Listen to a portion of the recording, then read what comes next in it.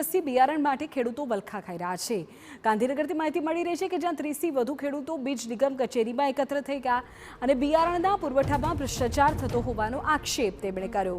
બીજ નિગમની કચેરીમાં ₹1500માં બિયારણની બોરી મળે છે અને એક જ પ્રકારનું બિયારણ જિલોડા ખાતે 2100માં વેચાય છે। આ પ્રકારનો આક્ષેપ છે।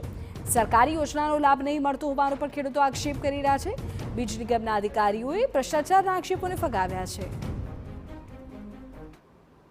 ખેડૂતો છેલ્લા 5 દિવસથી બીજ નિગમમાં બિયારણ માટે અહીંયા ધક્કા ખાય છે। બિયારણ આપવામાં આવતું નથી। બિયારણની ઓફિસ જે નિગમની બનાવી છે સરકાર દ્વારા, સરકારની જે યોજના છે એનો લાભ લેવા માટે ખેડૂતો અહીંયા બિયારણ મેળવવા માટે આવે છે, પરંતુ બિયારણ મળતું નથી। છેલ્લા 5 દિવસથી ખેડૂતો નિગમની ઓફિસના ધક્કા ખાય છે। અધિકારીઓ એવું કહે છે અહીંયા કે આવતીકાલે આવજો। સવારે બધા વહેલા 9 વાગે અહીંયા આવી જાય છે। ઓફિસ ખુલે પહેલાં અહીંયા 9 વાગ્યાના બધા જ ખેડૂતો આવી જાય છે, પરંતુ જે અધિકારીઓ છે એ પણ 11 વાગ્યા પછી ઓફિસ ખોલવામાં આવે છે। પાસ થાય એટલું જ બિયારણ છે અને આ લગભગ 20 દિવસથી અમારું બિયારણ ચાલુ છે અને લાઈનમાં દરેક ખેડૂતોને મળી રહે છે અને આજની તારીખમાં 50 થેલી છે અને 50 થેલી ગોડાઉન આવે છે। દરેક 2 થેલી આપવાની છે। રોજ કેટલી થેલીઓ તમારા ત્યાં આવે છે?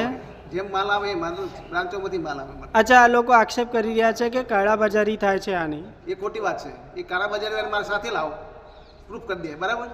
એટલે શું અહીંયા મંડળીમાં કાળાબજારી થાય તો પ્રૂફ કરી દઉં।